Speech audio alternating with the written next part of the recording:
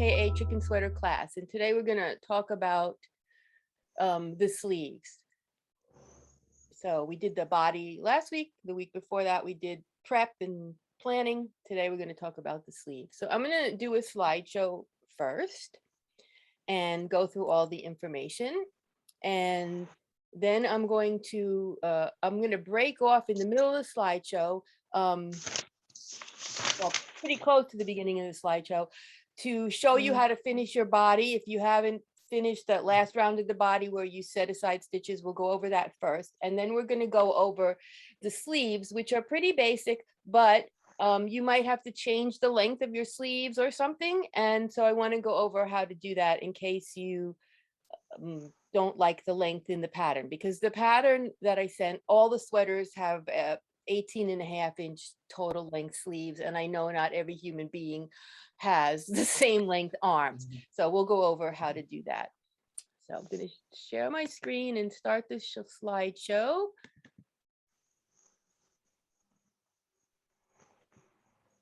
All right, can you all see this? And you can pin it if you want to make it the full screen, if it didn't automatically come up to full screen. So this is what we're going to do. We're going to separate the parts of the body. Hold on just a second. Is everything okay? You can hear me and see me, everything? Someone give me a thumbs up or whatever. Okay, because I got a weird internet error from my computer, but if you can hear me, we're good. Okay, so the last round of the body is where we're going to separate parts of it. And so in this diagram we looked at last week, the parts we're going to separate are the red, which is the front, the stitches for the front, the green, the two little green sections, which are the underarm seams, and the blue dotted line, which is the back. And so that what's written here on the left is the instructions from the pattern. Okay, so what I'm going to do is go to my sweater now, and I'm going to show you basically how to do that to separate the sections. And then we'll come back and do the sleeves.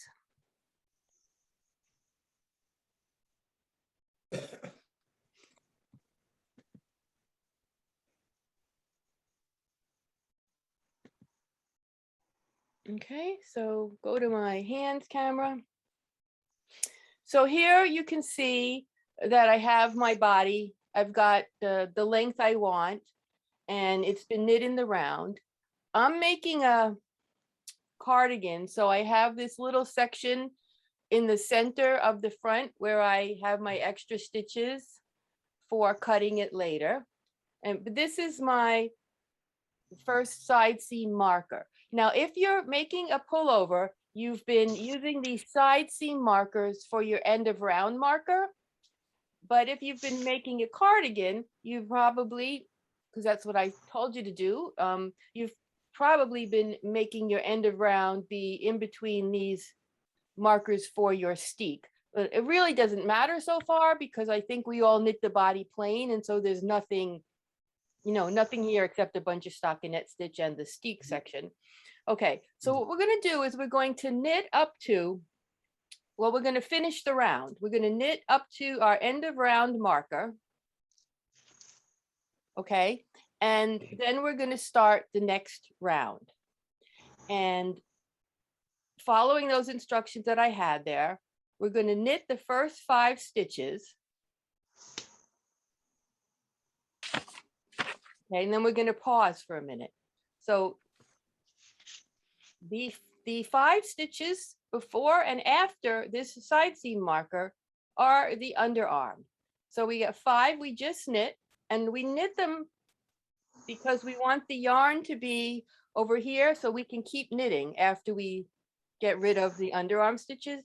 So we can't set the stitches aside before we knit them. So we've knit those 10 stitches passing our marker, and now I'm just going to take I'm just going to use a tapestry needle and some scrap yarn, but you could use a stitch holder if you want. And I'm going to take those 10 stitches and put them on hold and get rid of my marker because I don't need it anymore.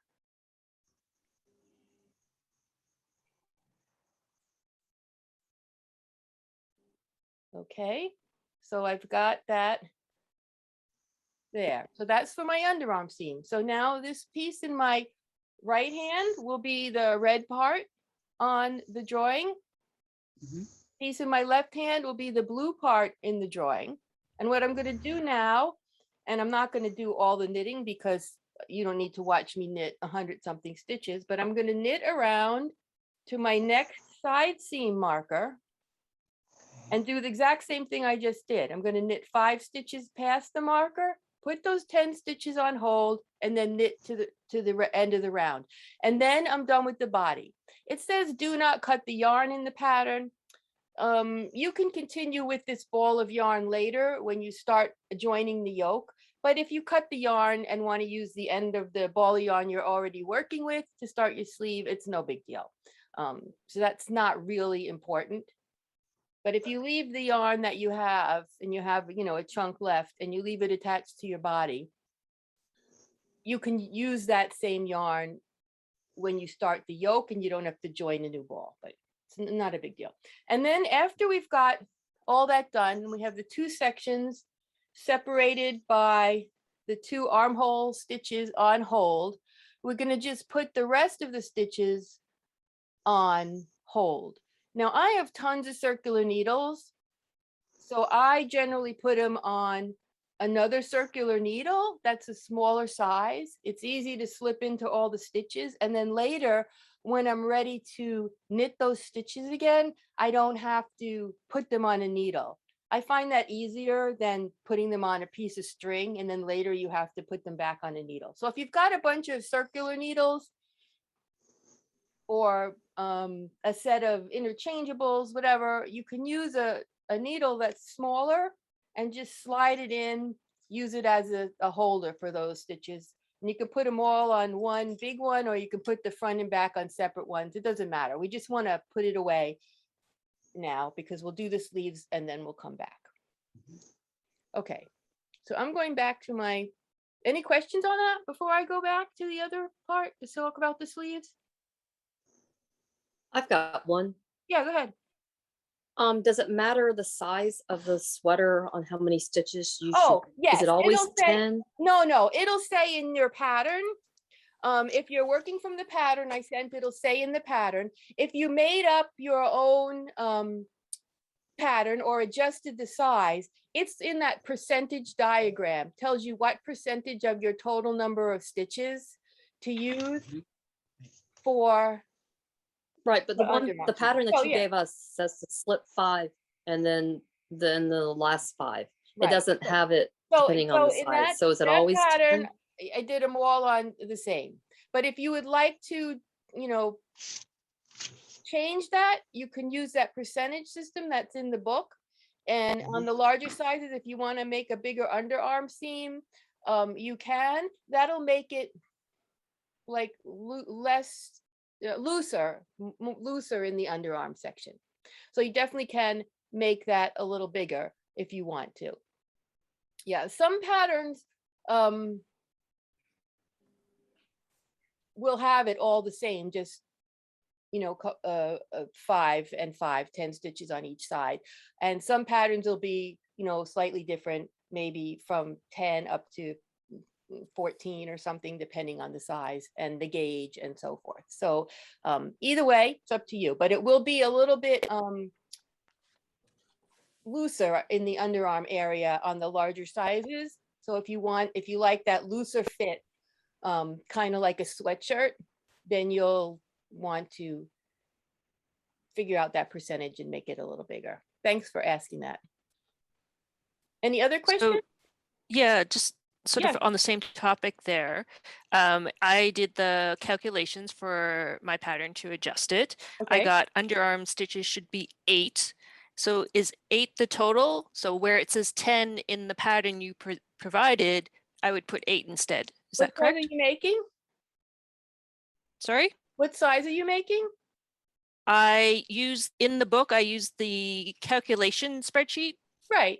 So like what's the like bust circumference and number of stitches you have? 172. So it's pretty small. Yeah. So 8 would probably be good. The one I'm doing is where I stuck with the 10 is I have 200 stitches. So it's pretty small, but yours is smaller. Right. So where it 8 says would be 10 in the fine. pattern, I replace it with my 8 and Right, so it don't would have to be do anything. 4 and 4 before and after the marker. Yes. Okay, thank you.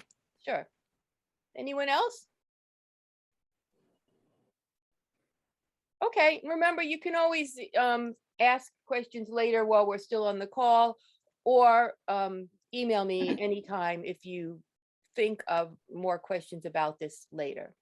Okay, but we're going to go on to the sleeves now. So it should be screen sharing again. And we'll go on to talk about knitting the sleeves. So that's part 2 of our overall construction. I wanted to show you this, though. This is Bonnie. She can't join us in the videos, and she got really excited and went ahead and knit her whole sweater and said I could share the photo with you so you can see how hers came out. And she was really happy with it, the way it worked out, and she got the fit she wanted. So I just wanted to show you that as a bit of encouragement. And she's a really fast knitter. She said she's not, but she's also not going anywhere right now because COVID's pretty extreme where she is, and so she's got a lot of time at home for knitting, she said. But so that's Bonnie's finished sweater. I'll show you it again next week when we talk about the yoke, because this is one beautiful way to arrange the colors on the yoke, and we'll talk about different options for using your colors. Anyway. Donna, So. I'm here. I'm here today. Oh, hi, Bonnie. I didn't see you. Hi there, Well, I'm here. yeah. My daughters are various and sundry transit traveling, so I got time to be with you. And thank you for the picture and the compliment. Oh, great. I'm so glad you're here. And I'm, I was really glad to hear that your sweater came out, that you like it and it fits how you want it and everything. So, Oh, it's beautiful. yeah, It's you gorgeous. It is beautiful. when I'm done screen sharing, we'll let you show it again so you can be full screen. Because right now everybody's tiny. Okay. Super. Okay, so here's one of the options that we can do on the sleeves is that we can do color work above the cuffs if you want. So I'm going to do that on the one I'm making for Katie. I'm going to put little chicken feet above the cuffs. The way I planned the colors, and you don't have to do it exactly this way if you don't want to, but I planned that the white and the non-marled color would be what was used for the patterning. So that's what I planned. So on mine, I'm going to do white with the, because I'm doing the undyed color work, I'm going to do white with the brown for the patterning on the sleeves. And I'm going to do those little chicken feet. And for me, I will be using a size smaller needle than what I used for the body and what I'll use for the top part of the sleeve. That's all one color because I get a tighter gauge when I knit in stranded knitting. So that's why I had you knit a color work and a solid swatch. So you could kind of compare and see the needle size. So it's more important when we get to the yoke, because obviously the sleeve's pretty narrow by the cuffs and it should be close. But when you get to the yoke, because you have so many stitches, it will make a huge difference, and the sweater won't fit good if your gauge is too tight. So this would be a good test if you want to do a little color work pattern after the cuff on the sleeves,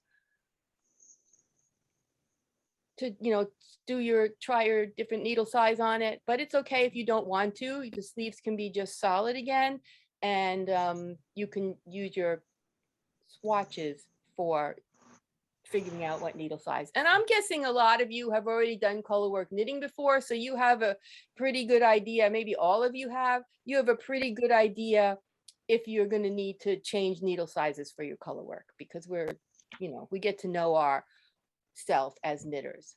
So in this picture here, I've got a big wide band of color work on the sleeve. So you can do that if you want. I'm going to do a narrower one. I'm just going to do that chart of chicken feet. So it's going to be 1 inch or 2 inches, something like that. I may fudge it a little bit, but that's my plan. Okay, so this was in our discussion last week, but I just wanted to point it out again because depending how many stitches you have, most of the sweaters, most of these, I think they all start with like 44, 48 or 52 stitches, something like that for a cuff. And then after the cuff, you change to your other needle size and then you can set up your pattern. So this is basically, I did it at first for the sweater body, but I just wanted to let you know, watch out for your stitch multiple, but you're going to be increasing as you work on your sleeve. So you're going to have to work the stitches into the increases, the color pattern, because you're not going to want to have long floats across that section where you're increasing. But so this is one sample what I did. How you can fudge patterns is I made this chicken feet pattern a repeat of 7 stitches, which was like actually kind of dumb because I don't think any of the sleeves have a repeat of 7 stitches, but that's okay. You can increase or decrease, usually increase is better because we'll be getting bigger on the sleeve as we go up. You could, but if it's like off by 1 stitch for a repeat of 7, you can increase 1 or decrease 1 to get the number of stitches you want to go around. You can change it. You can, I took out column 7 and made a 6-stitch repeat, which is on the top right. So it comes, there's 12 because there's 2 of them, but the little feet will just join together with 1 stitch that's in the color and the bottom of the first row at stitch 7. Whereas on the medium, the original one that was a 7-stitch repeat, there's 2 colored squares together where little chicken feet come together. And if you wanted to make it a multiple of 8, you could add just the blank column between the repeats, and then the chicken feet don't touch at all. So you can fudge charts like that just on graph paper or whatever pretty easily, and it's just a creative decision. But feel free to do that with, if you want to use the chicken charts or any of the charts in my book or any charts that you have that you like, because you don't have to use a chicken motif, obviously, on your sweater. Yeah, so say we're starting our sleeve with 48 stitches, and I would have to probably increase once because I only have 6 rows here. So I probably would have to do 1 increase while I'm working the small chicken feet pattern. Usually in the sweater, we will follow a formula like this. We would have a marker at our underarm seam. We'll work our cuff. There's no real seam, but the end of the round will be the underarm seam. We'll work our cuff. Usually then you work about 1 inch straight. This is optional. You can start your sleeve shaping right after the cuff if you want. Some people, this used to be a style. It's not really popular now, but do you remember the cuffs that used to like kind of balloon out a little bit after them? Mm-hmm. Some people, my grandmother made those a lot. So she would knit her cuff and then she would increase, 5 or 10 stitches around the whole thing. So the whole sleeve got wider right after the cuff. And of course you can do that if you like. It's not done very often in sweater patterns these days, but that's an option.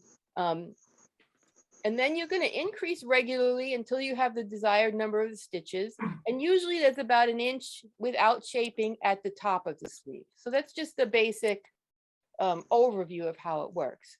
So as I said, we're going to put a marker at the end of the round. And so that will count as our underarm seam. And looking at our sleeve that way, those little diagonal marks would be how our increases will be put into the sleeve. So it's before and after the underarm marker.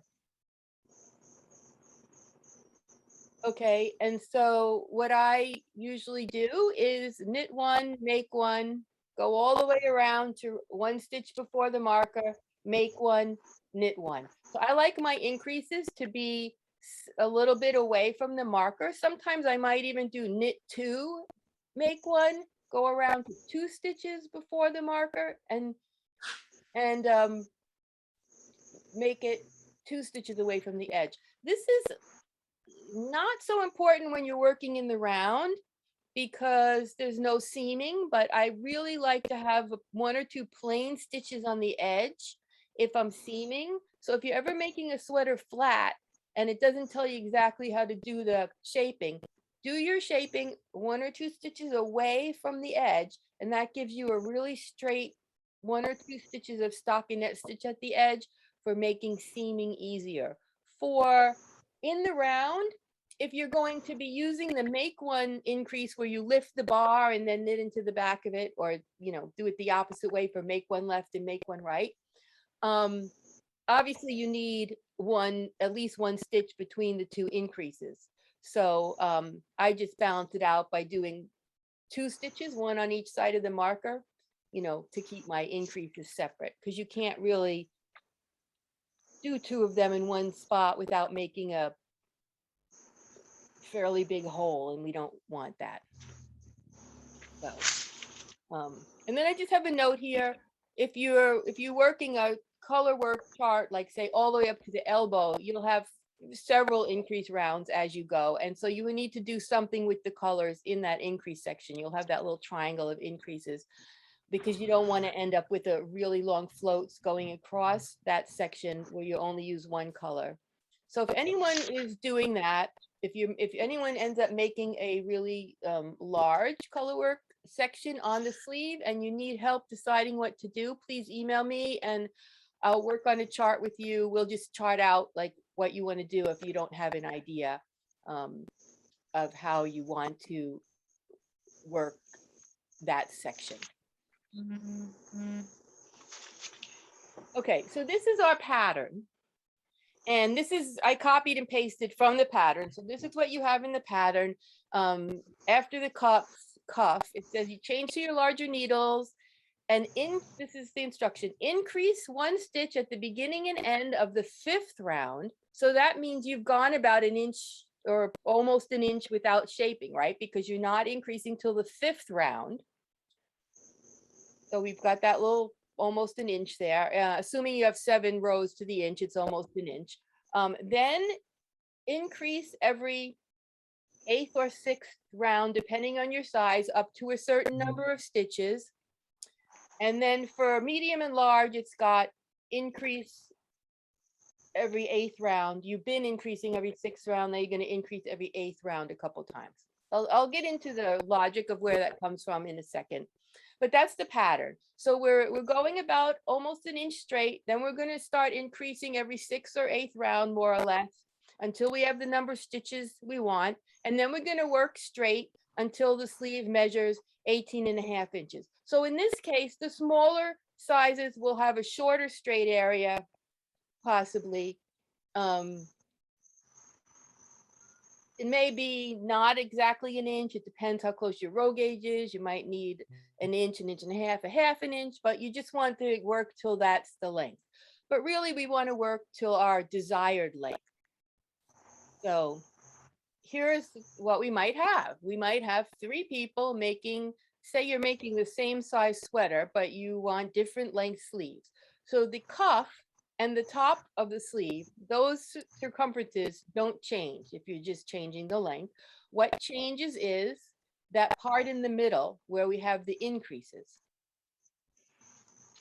So we're going to start by determining the desired length for the whole sleeve, from the cast on at the cuff to the underarm. I usually do that by measuring something I like how it fits and going for that same length. So your favorite sweater, or sweatshirt, preferably something that's approximately the same thickness of fabric as what you're knitting, because that changes the fit. If you're, knitting something with bulky yarn, you don't want to necessarily take measurements from a light t-shirt because the fit changes a bit for the bulk of the fabric. And then we're going to check our row gauge. Okay, so, and you have your whole body that you've knit so far to use for your row gauge swatch. So you can measure it on that rather than just on your swatch. And then you know what row gauge you've really been getting in your knitting. Okay. And you don't have to memorize this or take notes. I'm going to send you a PDF of this with the video. So, okay. So what happens when you change the length? You're not changing the number of stitches at the beginning or the end.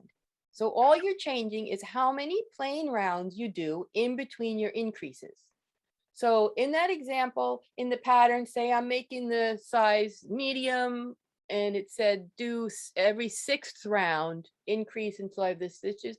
So to lengthen my sleeve, I would have to work more rounds between. So I would have to increase every 7th or 8th round. We'll figure out how many. I'll show you how to figure that out because it's, you don't have to just guess. And to shorten the sleeve, we would work increases fewer. So maybe 4 or 5 rounds between the increases. Okay, so this is the technical way to figure this out. And it's not that hard. But basically here again is what you're doing. The part that's like red or orange on the top is that straight area at the top. On the bottom, you have the cuff and maybe an inch with no shaping. And then see that your increase rows that are marked with the horizontal lines just get closer and closer together as you shorten the sleeve. I mean, this is probably more drastic than what would happen in reality. But you could do the same thing if you wanted to, actually have a, well, I guess that's just shortening or lengthening the sleeve. If you want to come all the way to your cuff or a little higher, whatever. So spreading out or compressing the increase rows. So what we've got is we have to figure out the numbers. So how long is the increase section? So that's the blue part in this diagram. It doesn't include the cuff. It doesn't include the straight area before the first increase, and it doesn't include the straight area after the last increase. So our increase section is going to be obviously shorter than the whole sleeve. Then we need to know how many rows are in the entire increase section. So that's where our row gauge comes in. So say we figured our increase section is going to be 14 inches and we have 7 rows per inch. I always use inches for this, for the calculations. You can do it with, I find it easier because you can use 1 inch and measure with the inches. When we're talking about gauge in centimeters. If somebody mute, whoever got a phone ringing, can you mute? Somebody.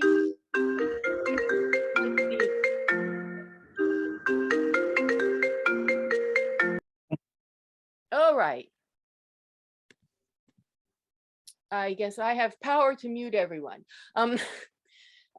Okay, so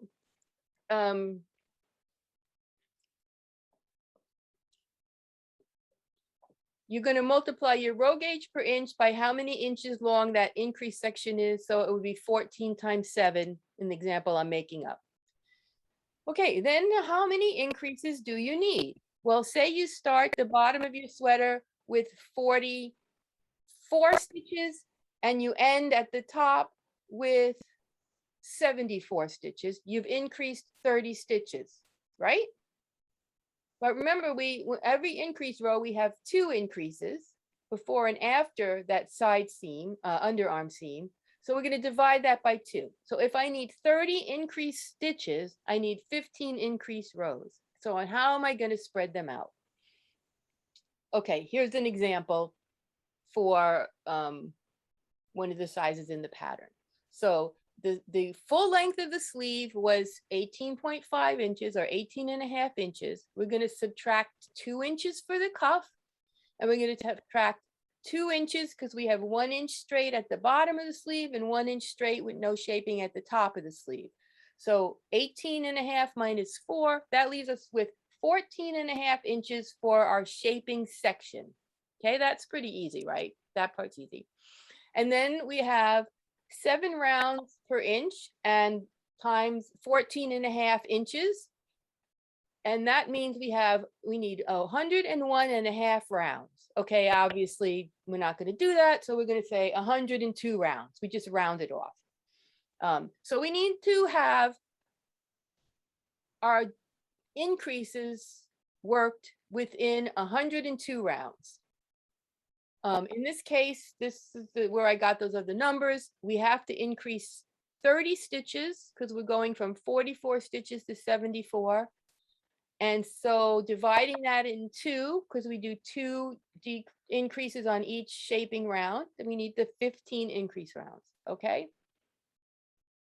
So we just take that to the last step and we say we have 102 rounds divided by 15 increase rounds. So we're going to increase every 6.8 or 7th round. Okay, obviously we can't increase every 6.8. Now, the pattern, you'll notice, had us increase the middle paragraph here, increase every 6th round to 68 stitches, then we increased every 8th round to 74 stitches. So that would be the same thing as more or less increasing every 7th round to 74 stitches. Now, why doesn't the pattern ever have something like increase every 7th round or almost never? Because going back to back and forth flat knitting, we always wanted to do all our shaping on the right side rows. So we wouldn't say increase every 5th round because then every other increase would be on a wrong side row if it was back and forth knitting. But there's no reason you can't do it every 7th round when you're working in the round, because it doesn't really make a difference if it's a right, you know, a even or odd round. They're all right. You're always working on the right side. So does that make sense? If you want to calculate this. So I'll be honest with you, I almost never do this.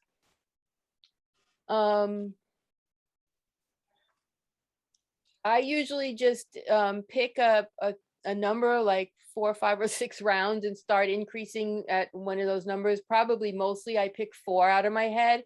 And then I look as I'm going and seeing at the rate of increase of my sleeve. And if I want to change it, I can, you know, switch from 4 to 5 or 6 rounds or whatever. But this is much more accurate than fudging. I'm just a fudging kind of person. It's not a lot of math. It's only a little bit of math. You know, so if you want to change your sleeve and be sure how it's going to come out, that's what you do. I think that's the end of my slides. Yeah, that's the end of my slides there. So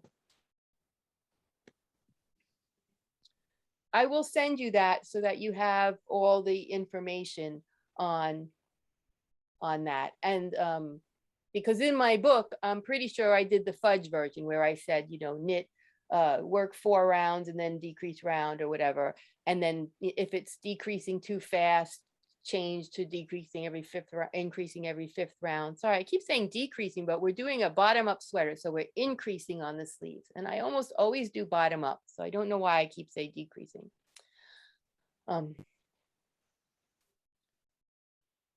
Okay, but that's it. The sleeves are, you know, not really much more difficult than the body. And less stressful if you have to rip back because you don't have as many stitches on. But it probably will use up about the same amount of yarn as you used on the body because you got 2 kind of trapezoidal shapes that are probably longer than you made the length of the body, depending on what you decided on that. So are there any questions on that? Is there any guidance on if you want to do them both at the same time, like magic loop wise? Oh, you can certainly do them both at the same time, like magic loop, like 2 socks. Yes. Like 2 socks at once. Totally, you can totally do that. And the only time it becomes a little bit complicated is if you decide to do some color work above the cuffs, then you've got multiple colors, 2 colors of yarn connected to each part of all that. But no, it's exactly the same as doing 2 socks at once. It's totally can do that on Magic Loop, and it may help you get through it easier if you don't like repeating yourself. I almost never do that, but my mom always knits 2 sleeves at once. And the thing is that if you knit 2 sleeves at once, you're never going to mess up and accidentally make them not a perfect pair. So knitting 2 sleeves at once is a really good way to make sure that you have the same ones, same size and everything. And your increases are spaced out the same way on both sleeves. You don't have to remember anything that you change on the first sleeve if you're doing the second sleeve at the same time. So that's really good. Oh, I'm sorry. I'm talking to you, but I didn't switch back to my face. So hi again. So yeah. Thanks, Nancy, for noticing that. I look at your guys' pictures and stuff. I never look at myself on the camera. Any other questions about the sleeves?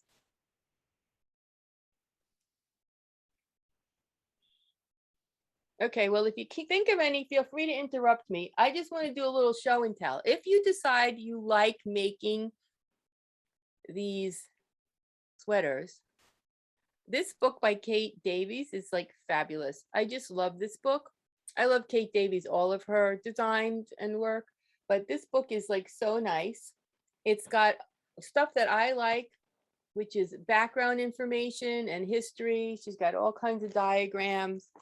Each section starts with a story about a kind of yoke sweater in some part of the world or another. So this is a Swedish bohus style.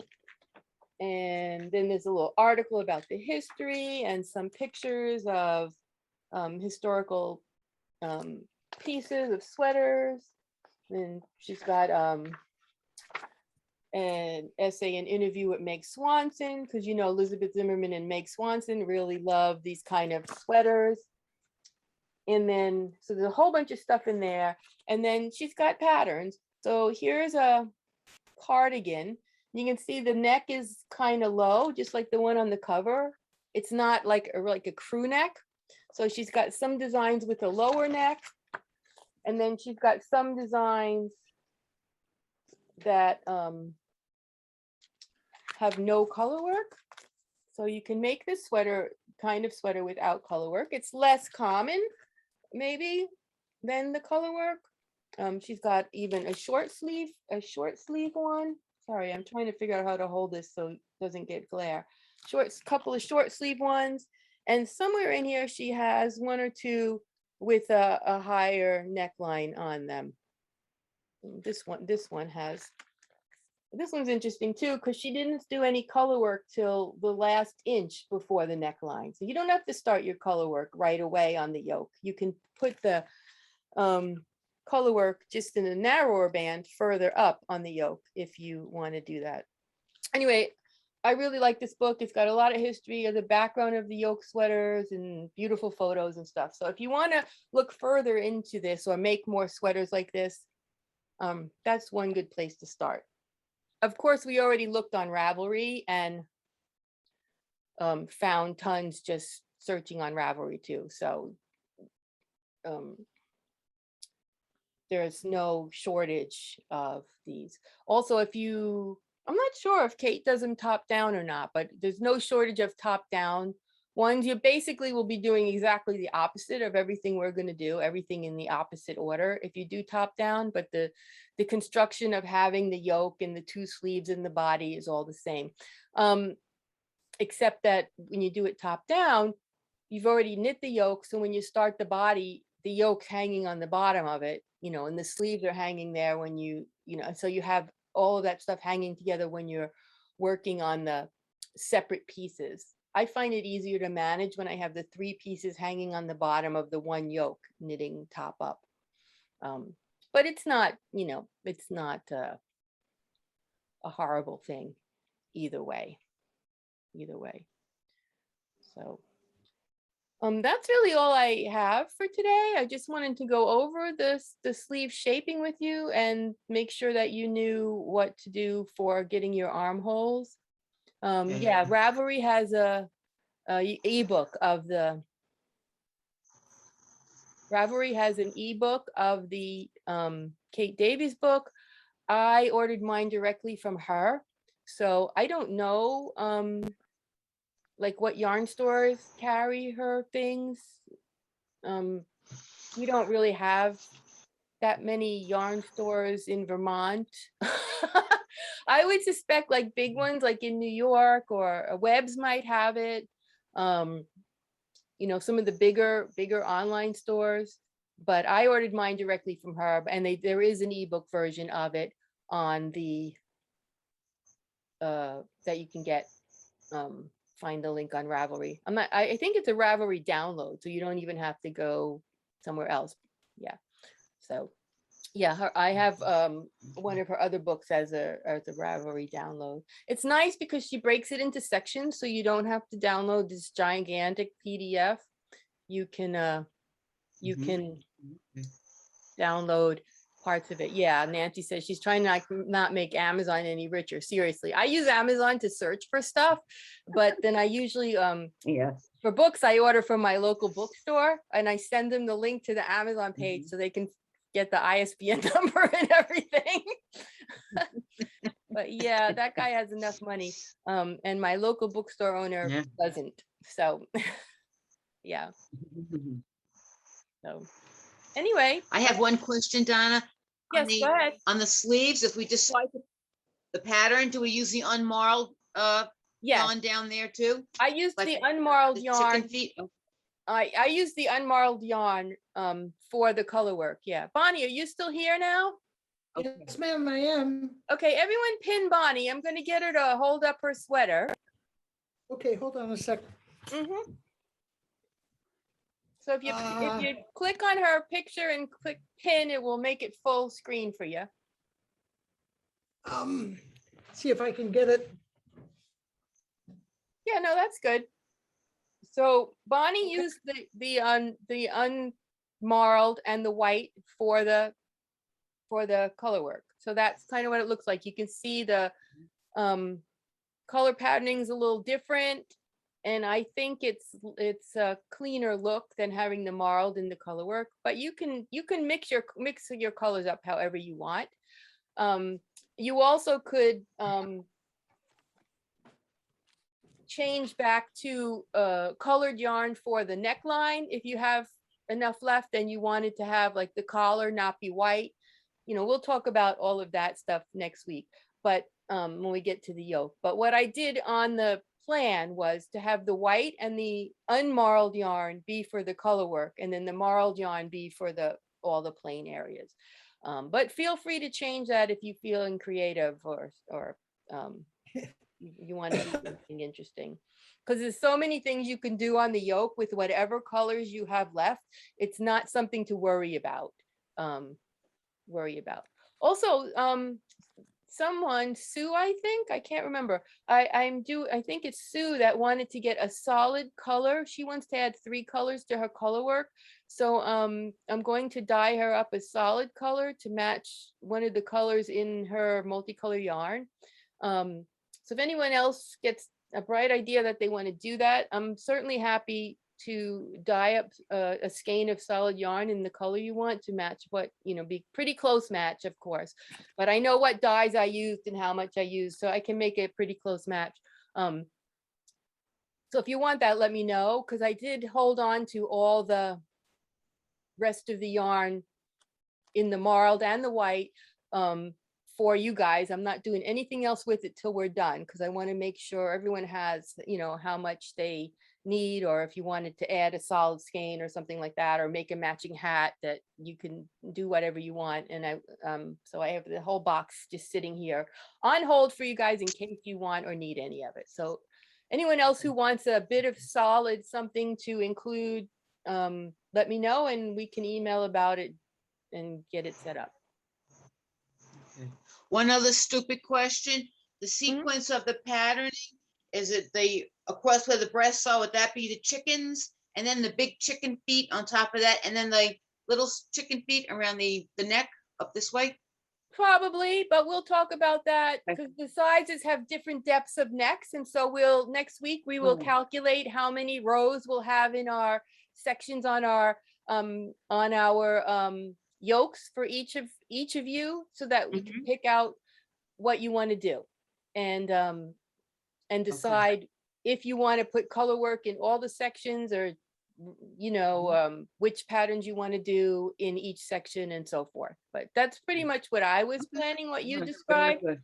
But I haven't calculated the number Mhm. of rows I'm going to need for the yoke for this sweater yet. So my plan may change when I get there. Okay. Yeah, because I was thinking I'd do the little feet at the cuff just to make it look, Yeah, and then match it to the coordinated, top by the neck. Okay. Yeah. Hmm. Right. Yeah. Right. I have one comment to make that Yes. when I did the color work and the yoke, I wasn't happy with where it came to on my neck. So I just sat there and knit and knit and knit and knit and tried it on, and then it looked right. So I Right. made it. We're definitely going to be talking about that. That's the very last, well, we'll mention it a little bit next week, but we have a whole last class on how to do shaping in the neck. To change where the neckline falls on you, because it can be a really open neck, or you can add more to make it come closer like a crew neck. And there's also some options you can do with short rows on the yoke to make the back neck be higher than the front neck and things like that. Those are optional things that are not in the pattern. But we'll talk about that. I've used it. I've made a couple sweaters with and without the short row shaping. So we'll talk about that next week with the neck, with the yoke, excuse me. And then also more about it with the neck, because there's lots of different necklines you can put on this, depending how you like your, how close you want it and what you're going to wear it with and all of that stuff. And then of course, we'll also be talking about cardigans, because I know that several of you are making cardigans and Right. there are different options for that. Is the class in 2 Okay. weeks or 1 week? 2 weeks. They're every other week. 2 weeks. Yeah, I might have said next week, but they're every other week. Good question. Every other week, because I want us to have plenty of time for knitting in between. Right, okay. Yeah. Because if we can be all done at the end, there's no requirement. You don't fail if you're not done at the end, but I thought it would be really nice to have enough time to knit the whole sweater so that we would be doing it together. And if questions come up, we're all on the same page. Okay. Okay, very good. Okay, Okay, anything else before we go? Is that it? no, got it. Thank you. Okay, then Thank you very much. I will see you all in 2 weeks. Thank you all for coming, and feel free to email me in the meantime if you have any questions as you go or run into any glitches. Okay, Okay, Thanks, great. and bye. Thanks, Donna. Great. Have a good Thank you. Labor Have Day. a good weekend, everyone. Bye-bye.